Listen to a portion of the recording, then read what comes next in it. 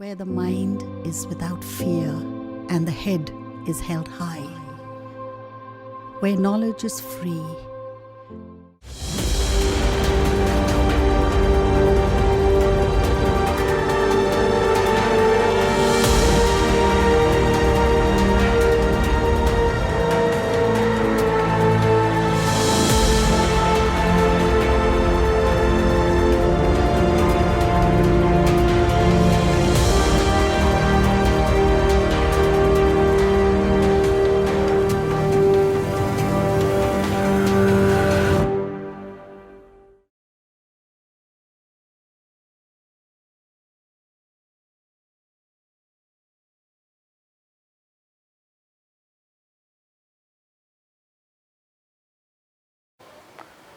মালদা জেলা প্রশাসনের উদ্যোগে জেলা শিক্ষা দপ্তর এবং মালদা জেলা স্কুলের সহায়তায় তোমাদের যে অনলাইন ক্লাসের আয়োজন করা হয়েছে তাতে আমি মালদা জেলা স্কুলের জীবন বিজ্ঞানের বায়োলজির শিক্ষক শ্রী বিশ্বজিৎ দত্ত।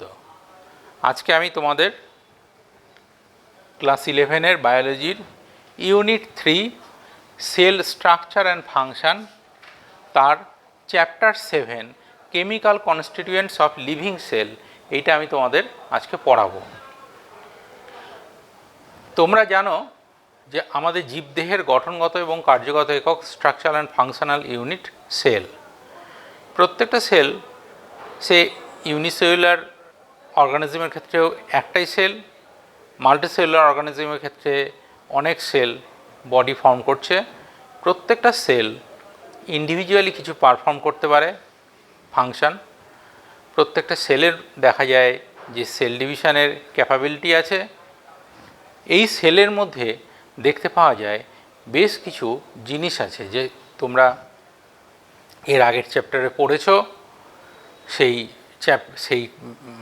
জিনিসগুলোকে কি কি বলি আমরা যদি একটা দেখি, তা একটা সেল, তাহলে এই যদি একটা সেল হয়, সেলের বাইরের দিকে একটা থাকে membrane, plasma membrane. Animal cell, plant সেলের ক্ষেত্রে প্লাজমা মেমব্রেন, তার বাইরের দিকে আছে সেল ওয়াল এবং ভেতরে থাকে নিউক্লিয়াস। নিউক্লিয়াস ব্যতীত অপর যে অংশটি সেটাকে বলা হচ্ছে প্রোটোপ্লাজম।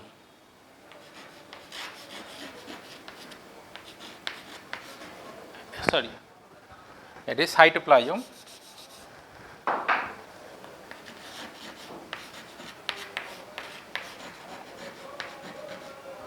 এই সাইটোপ্লাজম এবং নিউক্লিয়াস এই দুটোকে একসাথে বলা হচ্ছে কি প্রোটোপ্লাজম। তাহলে এই সাইটোপ্লাজমের মধ্যে দেখতে পাওয়া যায় যে বিভিন্ন ধরনের রিয়াকশানগুলো হয়। তো এই সাইটোপ্লাজমের মধ্যে যে কেমিক্যাল রিয়াকশানগুলো হচ্ছে সেই রিয়াকশানগুলোর সঙ্গে বা এই সাইটোপ্লাজমের মধ্যে আমরা দেখতে পাবো যে বেশ কিছু কেমিক্যাল সাবস্ট্যান্স আছে, সেটা ইনঅর্গানিক হতে পারে, অর্গানিক হতে পারে। সেই কেমিক্যাল সেলুলার কেমিক্যাল পুল এটা কি, এইখান থেকে আমরা সেটা জানব। সেলের মধ্যে যে কেমিক্যাল কম্পোনেন্টসগুলো আছে, কেমিক্যাল মলিকিউলগুলো আছে বা সেগুলোকে আমরা বলা হচ্ছে কি সেলুলার কেমিক্যাল পুল। এই সেলুলার কেমিক্যাল পুলে আমরা বিভিন্ন ধরনের কেমিক্যাল দেখতে পাবো। তার মধ্যে কি কি আছে? Micromolecule, macromolecule. Micro means small, macro means large. এটা কি? এটা আয়তনের দিক থেকে খুবই ক্ষুদ্র এবং এদের মলিকুলার ওয়েট অত্যন্ত কম। এদেরকে বলা হচ্ছে মাইক্রোমলিকুল। মাইক্রোমলিকুলের মধ্যে কি কি আছে? যেমন ওয়াটার,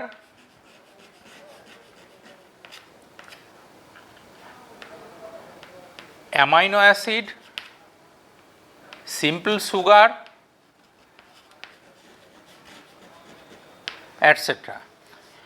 এই মলিকুলগুলোকে বলা হচ্ছে কি মাইক্রোমলিকুল। ম্যাক্রোমলিকুলে কি কি আছে? এরাই যখন একসাথে ফর্ম করছে প্রোটিন,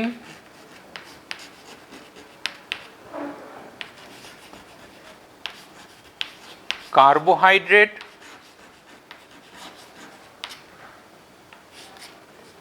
লিপিড,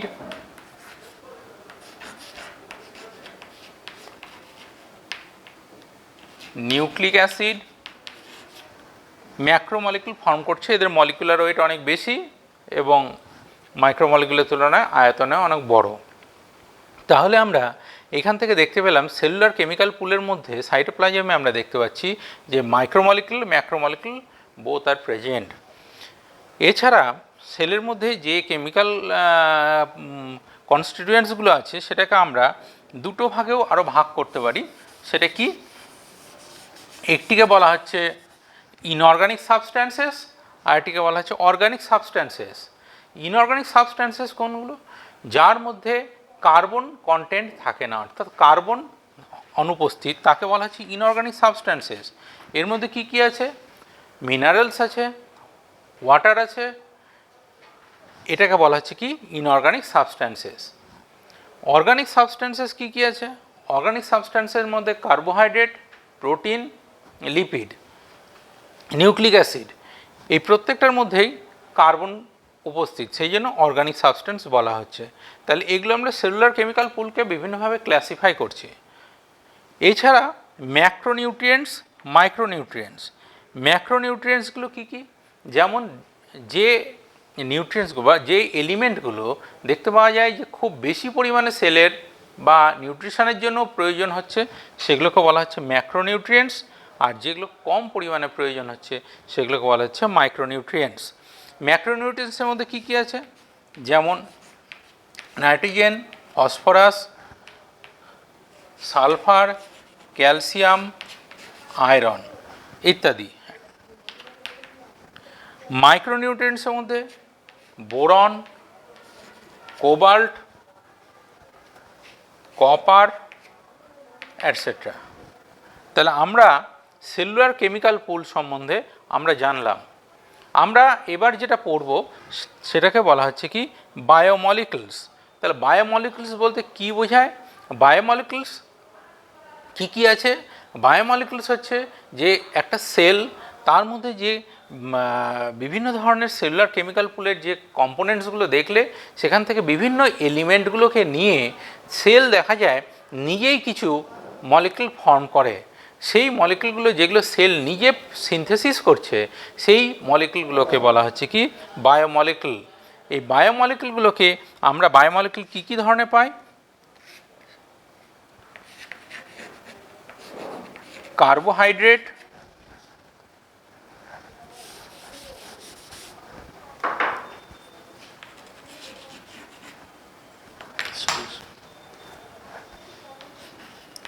কার্বোহাইড্রেট,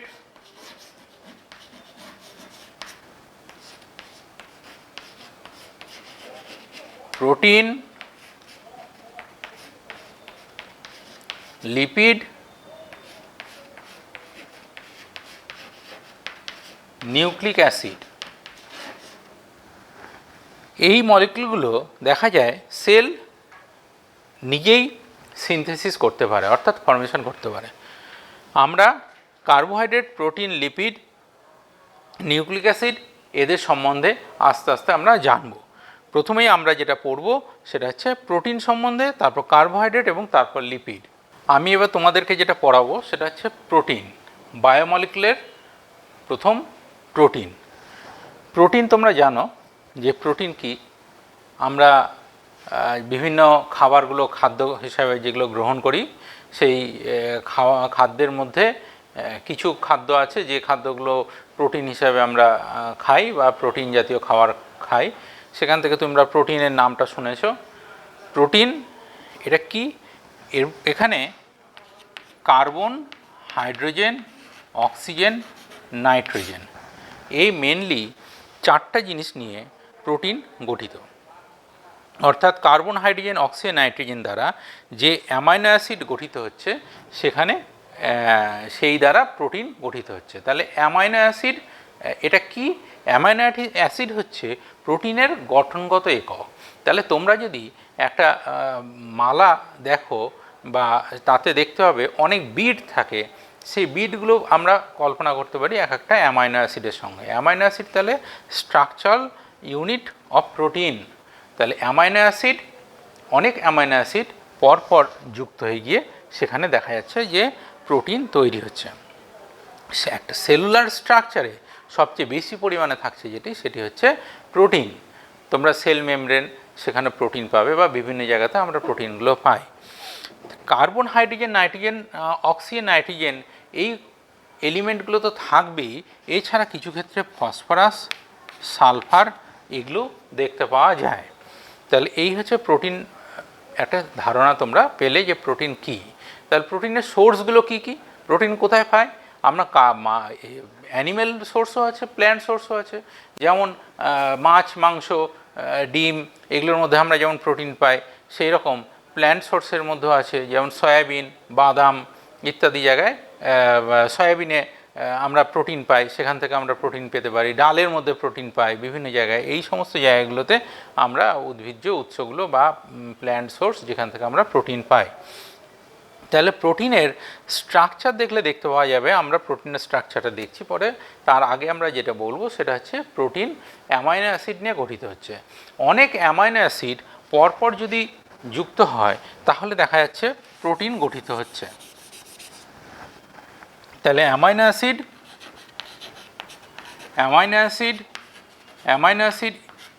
অ্যাসিড এইভাবে দেখা যাচ্ছে যে অনেক অ্যামাইনো অ্যাসিড তারা একত্রে যুক্ত হয়ে তার প্রোটিন তৈরি করছে। এরপরে তোমরা জানতে পারবে যে রাইবোজোমকে প্রোটিন ফ্যাক্টরি বলা হয়।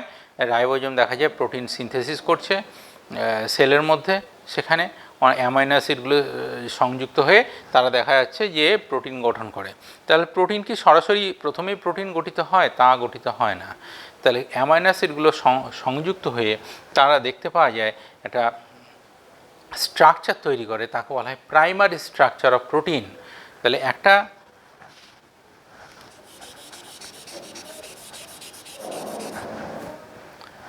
এখানে যদি আমরা দেখি যে এটা একটা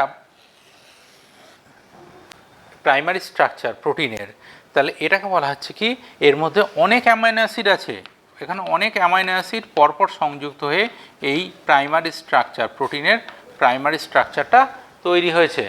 এবার এই প্রাইমারি স্ট্রাকচারটা দেখা যাচ্ছে যে এটাই শুধু ফাংশনাল স্টেটে থাকে না, প্রথমে প্রাইমারি স্ট্রাকচার ফর্ম করছে, তারপর সেই প্রাইমারি স্ট্রাকচার প্রোটিন তার মধ্যে দেখা যায় বিভিন্ন ধরনের ফোল্ডিংগুলো হয়।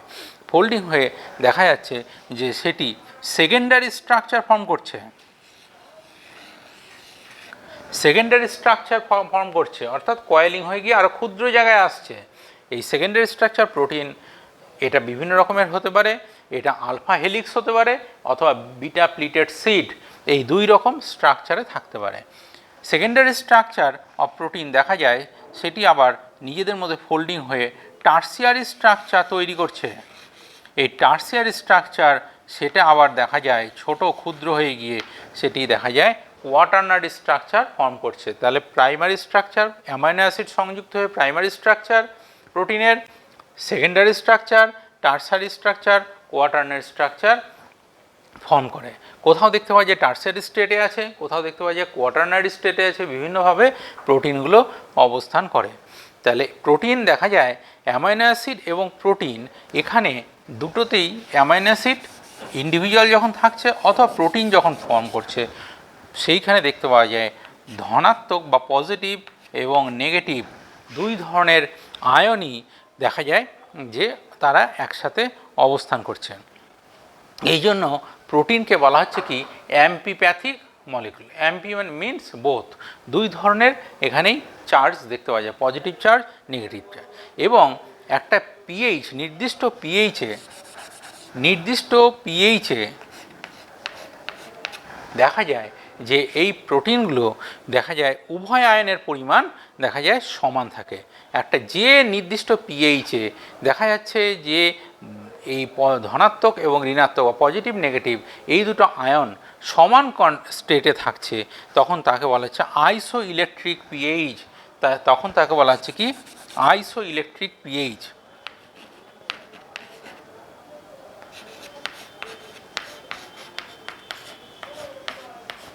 আইসো ইলেকট্রিক পিএইচ। এবং এইরূপ যে আয়ন, এই আয়নগুলোকে বলা হচ্ছে কি জিউটার আয়ন। এই আয়নগুলোকে বলা হচ্ছে কি জিউটার আয়ন। তাহলে প্রোটিন সম্বন্ধে মোটামুটি তোমরা এইটুকু জানলে। আমরা এবার প্রোটিনের শ্রেণীবিভাগটা দেখব বা ক্লাসিফিকেশন অফ প্রোটিন। আমরা প্রোটিনকে কি ভাগে ভাগ করতে পারি? তিনটি ক্যাটাগরি আছে, simple protein, conjugated protein, derived protein. Simple protein কাকে বলা হচ্ছে? সিম্পল প্রোটিন অর্থাৎ যখন দেখা যাচ্ছে শুধুমাত্র অ্যামাইনো অ্যাসিডগুলো সংযুক্ত হয়ে প্রোটিন গঠন করছে, তখন তাকে বলা হচ্ছে কি? Simple protein. এখানে অ্যামাইনো অ্যাসিড ছাড়া আর অন্য কোনো কম্পোনেন্ট নাই। তাহলে সিম্পল প্রোটিন আবার কেমন হতে পারে? Monomeric, oligomeric, multimeric. যখন দেখা যাচ্ছে যে পলিপেপটাইডের নাম্বার থাকবে 1, যখন পলিপেপটাইড নাম্বার থাকবে 1, তখন তাকে বলা হচ্ছে মনোমেরিক। মনোমেরিকের একটা এক্সাম্পল সাইটোক্রোম সি। যখন দেখা যাচ্ছে যে পলিপেপটাইড নাম্বার 2 to 10, তখন তাকে বলা হচ্ছে কি? অলিগোমেরিক।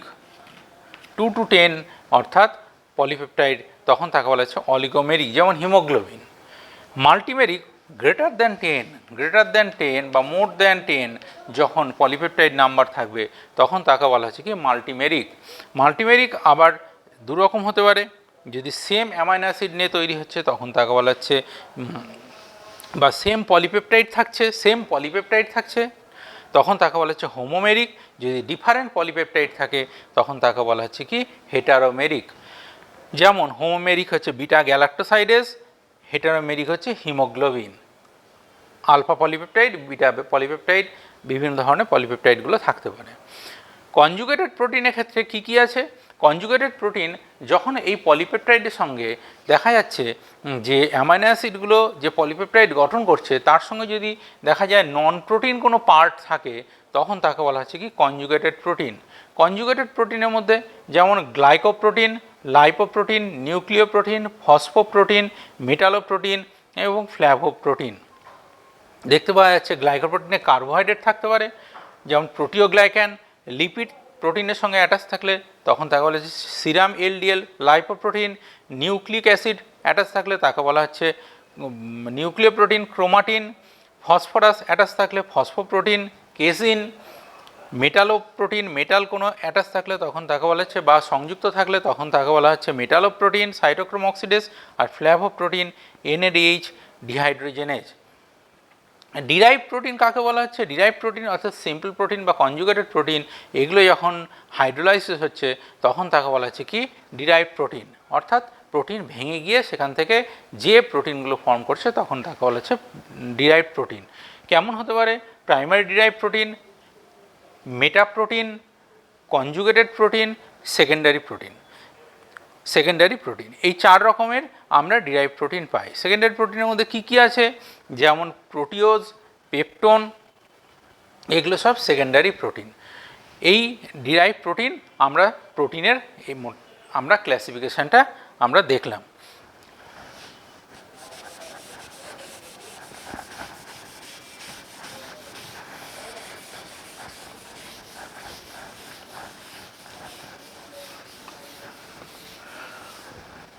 প্রোটিনের যদি আমরা স্ট্রাকচার দেখি, তাহলে প্রোটিনের স্ট্রাকচার কি দেখতে পাবো? অ্যামাইনো অ্যাসিডগুলো সংযুক্ত হয়ে প্রোটিন গঠন করছে। তাহলে এখানে একটা দেখতে পাবো কি? যেমন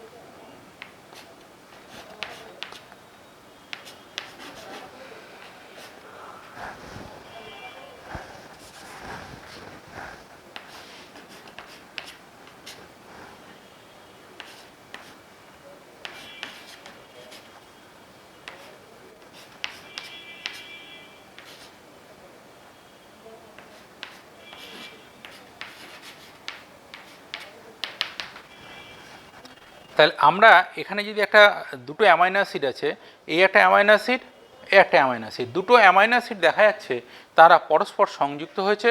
পরস্পর সংযুক্ত হয়ে তারা দেখা যাচ্ছে যে অ্যামাইনো প্রোটিন ফর্ম করবে। তাহলে এক্ষেত্রে এই অ্যামাইনো অ্যাসিডগুলো কন্টিনিউ কিন্তু চলতে থাকবে, অর্থাৎ এরপরে আরেকটা অ্যামাইনো অ্যাসিড এর সাথে সংযুক্ত হয়েছে এবং দেখা যাচ্ছে যে NH2 আর এখানে COH, এখান থেকে দেখা যাচ্ছে যে এই যদি এক অণু জল এখান থেকে বের হয়ে যায় তাহলে তখন দেখা যায় দুটো অ্যামাইনো অ্যাসিড পরস্পর সংযুক্ত হয়। এই পরস্পর সংযুক্ত হলে এখানে যে বন্ডটি ফর্ম করছে সেই বন্ডটিকে বলা হচ্ছে পেপটাইড। Peptide bond. সুতরাং অ্যামাইনো অ্যাসিডগুলো পরস্পর যে অ্যাটাচ হয় বা সংযুক্ত হয় তারা কিভাবে সংযুক্ত হচ্ছে, তারা দেখা যাচ্ছে যে পরস্পর ওই পেপটাইড বন্ড দিয়ে সংযুক্ত থাকে এবং পেপটাইড বন্ড দিয়ে অ্যামাইনো অ্যাসিডগুলো সংযুক্ত হয়ে পলিপেপটাইড একটা পেপটাইড গঠন করছে, পলিপেপটাইডগুলো আবার তারা দেখা যাচ্ছে পরস্পর ফোল্ডিং হয়ে বিভিন্ন ধরনের স্ট্রাকচারগুলো আগে বললাম primary, secondary, tertiary, quaternary structure form করছে, অর্থাৎ প্রোটিন ফর্ম করছে। এই হচ্ছে প্রোটিনের গঠন। তাহলে প্রোটিনের ফাংশানগুলো কী কী? প্রোটিনের বিভিন্ন ধরনের ফাংশন আছে। আমাদের শরীর বা বডি তৈরি করতে প্রোটিন হেল্প করছে। বডির একটা মেন কম্পোনেন্টস হচ্ছে প্রোটিন। এছাড়া দেখা যাচ্ছে যে বিভিন্ন ধরনের আমাদের গ্রোথ বৃদ্ধির জন্য প্রোটিন অত্যন্ত দরকার। এনজাইম সিনথেসিসগুলো, আমাদের যে শরীরে এনজাইমগুলো, হরমোন কিছু সিনথেসিস হচ্ছে, কিছু হরমোন আছে যে হরমোনগুলো প্রোটিন হরমোন। সেল মেমব্রেনের একটা মেন কম্পোনেন্টস হচ্ছে প্রোটিন। এবং দেখা যাচ্ছে যে অ্যান্টিবডি, ইমিউনোগ্লোবিউলিন যেগুলো, সেই ইমিউনোগ্লোবিউলিন আমরা জানি যে বিভিন্ন ধরনের ইমিউনোগ্লোবিউলিন আছে, IgA, IgG, IgM, IgD, IgE, এই বিভিন্ন ধরনের ইমিউনোগ্লোবিউলিনগুলো প্রোটিন দিয়ে তৈরি হচ্ছে। সুতরাং সোর্স আরেকটা কি, যে এনার্জির সোর্স 1 গ্রাম সেখান থেকে দেখা যাচ্ছে যে প্রোটিন থেকে, সেখান থেকে যে 4.1 kilo calorie, 4.1 kilo calorie energy উৎপন্ন হচ্ছে বা শক্তি উৎপন্ন হচ্ছে। বিভিন্ন ধরনের এসেনশিয়াল অ্যামাইনো অ্যাসিড যেগুলো, এই অ্যামাইনো অ্যাসিডগুলো আমরা প্রোটিন থেকেই পেয়ে থাকি। তাহলে প্রোটিনের এই ফাংশানগুলো তোমাদের এখান থেকে পড়তে হবে। এবার আমি তোমাদের যেটা পড়াবো সেটা হচ্ছে কার্বোহাইড্রেট। কার্বোহাইড্রেট তোমরা এটি নাম শুনেছ, আমাদের সেলের একটা মেন কম্পোনেন্টস। আমরা যে খাবার খাই তার মধ্যে ভাত, গম বা আটা, এগুলোর মধ্যে কার্বোহাইড্রেট থাকে। এই কার্বোহাইড্রেট বিভিন্ন ধরনের ফলের মধ্যে, সবজির মধ্যে, সেখানেও কার্বোহাইড্রেট থাকে। ফ্রুটস, ভেজিটেবলসে কার্বোহাইড্রেট দেখতে পাওয়া যায়। এই কার্বোহাইড্রেট কি? কার্বোহাইড্রেট হচ্ছে যে আমাদের মেইন যে এনার্জি, যেখান থেকে আমরা এনার্জি পাই, সেই এনার্জির মেন সোর্স হচ্ছে কার্বোহাইড্রেট। কার্বোহাইড্রেট আমরা যদি দেখি তাহলে দেখতে পাবো যে কার্বোহাইড্রেটের মধ্যেও কী কী আছে? কার্বন, হাইড্রোজেন, অক্সিজেন, এই তিনটি মৌল দেখতে পাওয়া যায়, এলিমেন্ট দেখতে পাওয়া যাচ্ছে। এই কার্বন, হাইড্রোজেন, অক্সিজেনের মধ্যে এখানে হাইড্রোজেন এবং অক্সিজেন এটি জেনারেলি দেখা যায় যে হাইড্রোজেন এবং অক্সিজেন 2:1 রেশিওতে থাকে। 2:1 এই রেশিওতে দেখতে পাওয়া যায় যে হাইড্রোজেন এবং অক্সিজেন অবস্থান করে। কিন্তু সব ক্ষেত্রে কি তাই 2:1 এই রেশিও থাকলেই কি কার্বোহাইড্রেট হবে? বা 2:1 অনুপাত যদি না থাকে তাহলে কি কার্বোহাইড্রেট হবে না? হবে। দেখা যায় একটি কার্বোহাইড্রেট যেমন র্যামনোজ, এই র্যামনোজের C6H12O5 এই কার্বোহাইড্রেটটি এখানে দেখতে পাওয়া যায় 2:1 রেশিওতে এখানে কিন্তু অবস্থান করছে না হাইড্রোজেন এবং অক্সিজেন। আবার দেখতে পাওয়া যায় ফর্মালডিহাইড সেখানে দেখতে পাওয়া যায়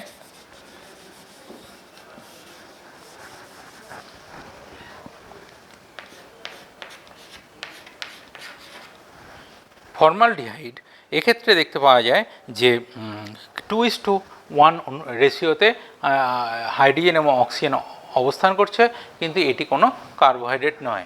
এরকম বেশ কিছু এক্সেপশান আছে।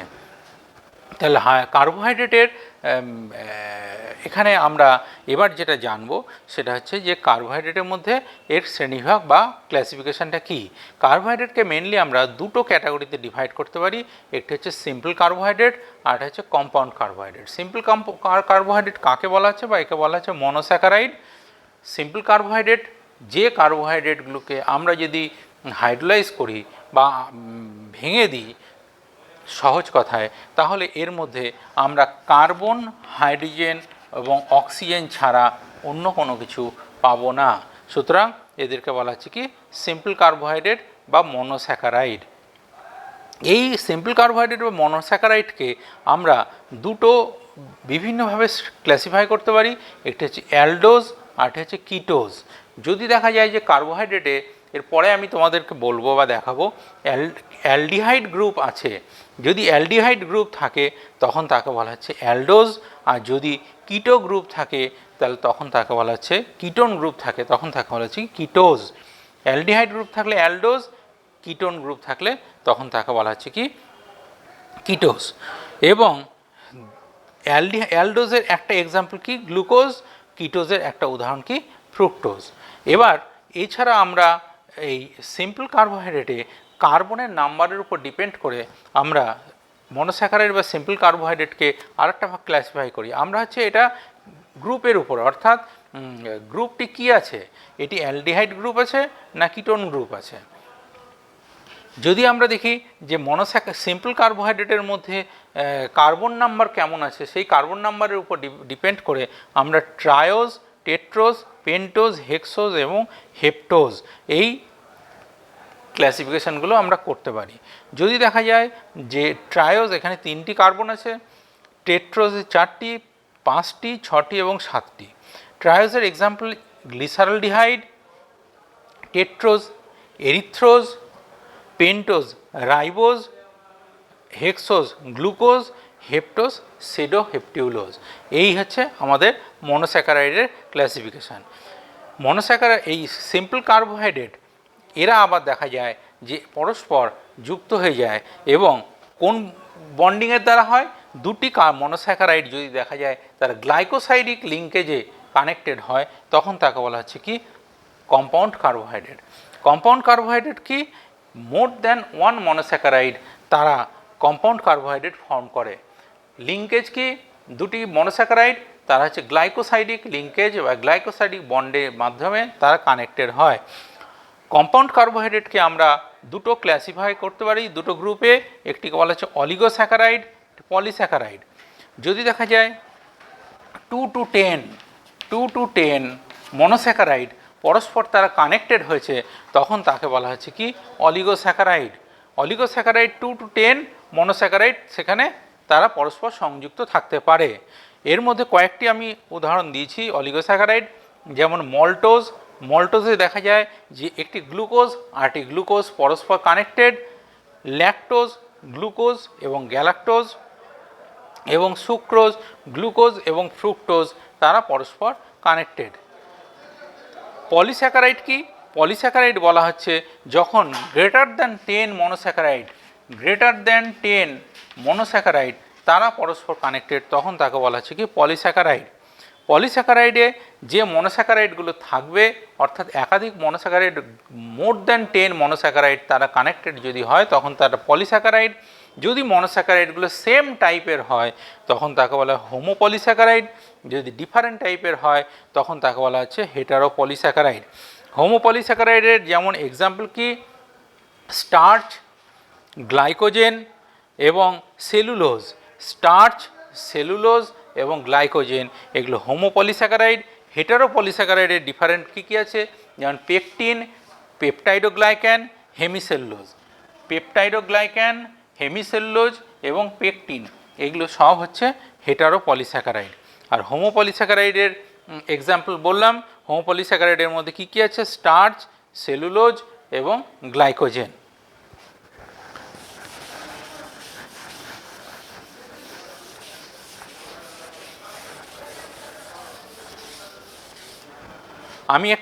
আমরা যদি একটা দেখি কার্বোহাইড্রেট এর মনোস্যাকারাইড তার কী আছে, যেমন গ্লুকোজ।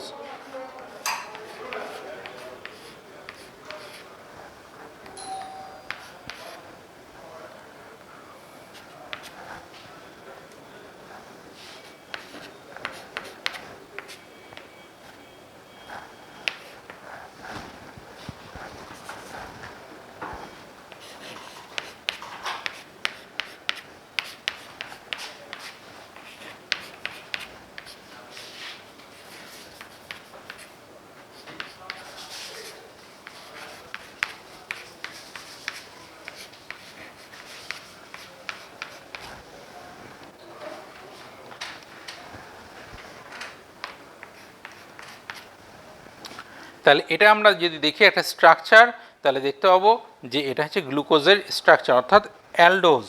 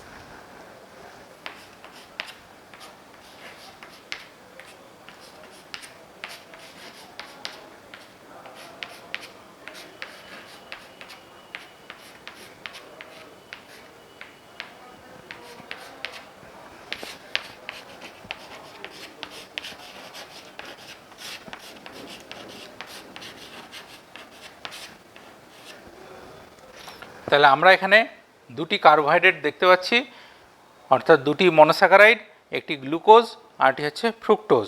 গ্লুকোজের ক্ষেত্রে এখানে দেখতে হবে এটি হচ্ছে অ্যালডিহাইড গ্রুপ, আর ফ্রুক্টোজের ক্ষেত্রে এটিকে বলা হচ্ছে কি কিটো গ্রুপ। তাহলে অ্যালডিহাইড যদি থাকে তাহলে তখন তাকে বলা হচ্ছে অ্যালডোজ, আর যদি কিটো গ্রুপ থাকে তখন তাকে বলা হচ্ছে কি কিটোজ। তাহলে এই দুটো কার্বোহাইড্রেট তোমরা এখান থেকে দেখলে। কার্বোহাইড্রেটের ফাংশানগুলো কি কি? কার্বোহাইড্রেটের মেন ফাংশান যেটা, সেটা হচ্ছে সোর্স অফ এনার্জি, অর্থাৎ এখান থেকে আমরা প্রচুর পরিমাণে এনার্জি পাই। এখান থেকে কি হচ্ছে, এছাড়া দেখা যাচ্ছে যে আমাদের বডির মধ্যে কার্বোহাইড্রেট স্টোর থাকে, বিভিন্ন প্ল্যান্টের ক্ষেত্রেও কার্বোহাইড্রেট স্টোর থাকছে। কার্বোহাইড্রেট আমাদের সেল ফরমেশন করতে হেল্প করছে। এই কার্বোহাইড্রেটের আমাদের এই ফাংশানগুলো এখান থেকে জেনে রাখতে হবে। এবার আমি তোমাদের যেটা পড়াবো সেটি হচ্ছে লিপিড। লিপিড কাকে বলা হচ্ছে? লিপিড হচ্ছে যে এটি কার্বন, হাইড্রোজেন এবং অক্সিজেন এই তিনটি থাকবেই, কিন্তু এখানে হাইড্রোজেন এবং অক্সিজেনের রেশিওটা 2:1 রেশিওতে থাকবে না। এটিকে বলা হচ্ছে লিপিড। আমরা লিপিড সমস্ত জায়গাতে পাই, আমাদের বিভিন্ন সেল মেমব্রেনের মধ্যে, সেখানেও আমরা লিপিড দেখতে পাই। আমাদের বডির বিভিন্ন জায়গায় সেখানে আমরা লিপিড পাই। লিপিড এটা ডিপোজিট থাকতে পারে, অর্থাৎ এটি স্টোর হয়ে থাকতে পারে লিপিড। আমাদের এই লিপিডগুলো শরীর গঠন করতেও দেখা যাচ্ছে যে হেল্প করছে। তো লিপিডের সোর্স তাহলে কি? লিপিডের সোর্স দেখলে দেখা যাবে যেমন অ্যানিমেল সোর্সও আছে, প্ল্যান্ট সোর্সও আছে। প্ল্যান্ট সোর্সের মধ্যে যেমন বাদাম, সর্ষে, এই সমস্ত জায়গাগুলোতে আমরা প্ল্যান্ট সোর্সে অর্থাৎ লিপিড পাই। অ্যানিমেল সোর্সের মধ্যে যেমন বাটার, ঘি, এই সমস্ত জায়গাগুলোতে আমরা লিপিড এখানে পাই।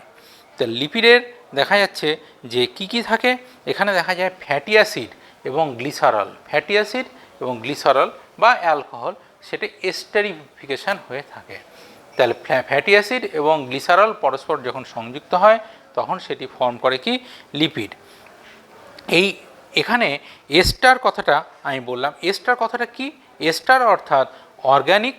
দেখা যাচ্ছে যে অ্যাসিড, অর্গ্যানিক অ্যাসিড এবং অ্যালকোহল তারা যখন পরস্পর সংযুক্ত হয়, অর্থাৎ রিয়াকশানের মাধ্যমে যখন সংযুক্ত হচ্ছে, তখন দেখা যাচ্ছে তারা যে অর্গ্যানিক সল্ট প্রডিউস করছে, তখন তাকে বলা হচ্ছে কি যে এস্টার। তাহলে লিপিড, এখানে লিপিড অর্থাৎ কি? লিপিড ফ্যাটি অ্যাসিড এবং অ্যালকোহল বা গ্লিসারল তার এস্টার। তাহলে লিপিডের আমরা যদি স্ট্রাকচারটা আমরা পরে দেখছি, তাহলে লিপিডের যদি আমরা ক্লাসিফিকেশান দেখি তাহলে কি দেখতে পাবো? 3 ধরনের লিপিড হয়। একটি হচ্ছে সিম্পল লিপিড, এটি কম্পাউন্ড লিপিড, একটি ডিরাইভ লিপিড। সিম্পল লিপিড কাকে বলা হচ্ছে? সিম্পল লিপিড যখন ফ্যাটি অ্যাসিড এবং গ্লিসারল তারা পরস্পর সংযুক্ত হচ্ছে বা অ্যালকোহল সংযুক্ত হচ্ছে, তখন তাকে বলা হচ্ছে কি সিম্পল লিপিড। সিম্পল লিপিডে আর লিপিড ব্যতীত অন্য কোনো পার্ট বা অন্য কোনো অংশ সেক্ষেত্রে দেখতে পাওয়া যায় না। এই সিম্পল লিপিডের দুটো ক্লাসিফিকেশন, দুইভাবে আমরা ক্লাসিফাই করতে পারি। একটি হচ্ছে ন্যাচারাল অর ট্রু ফ্যাট, আর একটাকে বলা হচ্ছে ওয়াক্স। ন্যাচারাল বা ট্রু ফ্যাট কি? একটি হচ্ছে ফ্যাট বা ট্রাইগ্লিসারাইড অর্থাৎ স্যাচুরেটেড ফ্যাট, অর্থাৎ এখানে তিনটি দেখতে পাচ্ছি ফ্যাটে এবং অয়েল হচ্ছে আনস্যাচুরেটেড, এটি ফ্যাট, আনস্যাচুরেটেড লিপিড। তাহলে এক্ষেত্রে দেখতে পাচ্ছি ফ্যাট কি? রুম টেম্পারেচারে যে সমস্ত লিপিডগুলো যারা দ্বারা দেখা যায় যে শক্ত অবস্থায় অবস্থান করছে অর্থাৎ হার্ড, তাদেরকে বলা হচ্ছে কি ফ্যাট। এবং রুম টেম্পারেচার যেটা লিকুইড কন্ডিশনে থাকছে তাকে বলা হচ্ছে কি অয়েল। এছাড়া ওয়াক্সও এক ধরনের সিম্পল লিপিড, এটা ফ্যাটি অ্যাসিডের সঙ্গে মনোহাইড্রক্সি অ্যালকোহল, ফ্যাটি অ্যাসিডের সঙ্গে মনোহাইড্রক্সি অ্যালকোহল এক্সেপ্ট গ্লিসারল যখন থাকে তখন তাকে বলা হচ্ছে কি ওয়াক্স। এর এক্সাম্পলগুলো কি কি?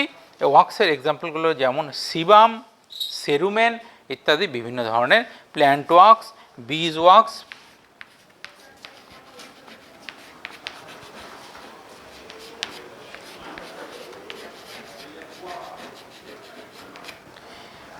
Sebum, cerumen, plant wax, bee wax এগুলো সব বিভিন্ন ধরনের ওয়াক্স, অর্থাৎ এই সবগুলোই হচ্ছে সিম্পল লিপিড।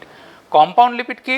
সিম্পল লিপিডের সঙ্গে অর্থাৎ লিপিডের সঙ্গে যদি দেখতে পাওয়া যায় যে নন লিপিড কোনো পার্ট সংযুক্ত আছে তখন তাকে বলা হচ্ছে কম্পাউন্ড লিপিড। কম্পাউন্ড লিপিডের মধ্যে কি কি আছে? যেমন ফসফোলিপিড, ফসফরাসযুক্ত থাকতে পারে, গ্লাইকোজেন বা কার্বোহাইড্রেট যুক্ত থাকলে তখন তাকে বলা হচ্ছে কি গ্লাইকোলিপিড। যদি প্রোটিন যুক্ত থাকে তখন তাকে বলা হচ্ছে কি লাইপোপ্রোটিন। এই তিন ধরনের প্রধানত কম্পাউন্ড লিপিড আমি এখানে বলেছি তোমাদেরকে। ফসফোলিপিডের example lecithin, cephalin, glycolipid sialic acid, lipoprotein cutin, suberin ইত্যাদি, এগুলো সব কম্পাউন্ড লিপিড। ডিরাইভ লিপিড কি?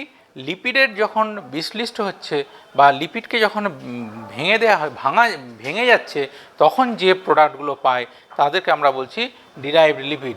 যেমন sterol, cholesterol, testosterone, oestrogen, prostaglandin এগুলো সব ডিরাইভড লিপিড।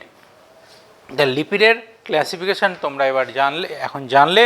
এবার একটি লিপিড কি করে ফর্মেশন হচ্ছে।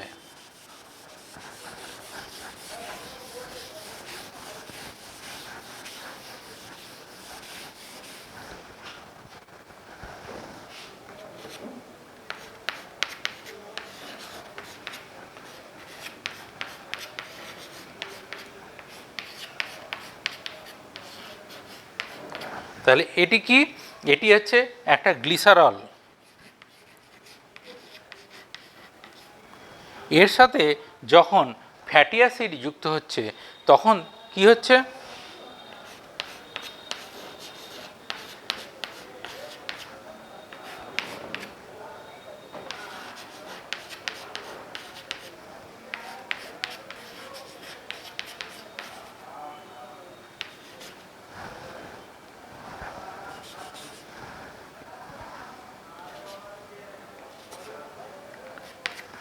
যখন একটি গ্লিসারলের সঙ্গে তিনটি ফ্যাটি অ্যাসিড তার রিয়াকশান হচ্ছে, তিন অণু ফ্যাটি অ্যাসিড যখন রিয়াকশান হচ্ছে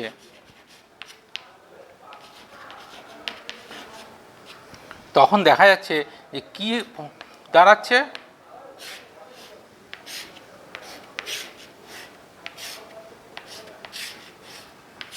তিন অণু এখান থেকে জল উৎপন্ন হচ্ছে এবং একটি ট্রাইগ্লিসারাইড ফর্ম করছে।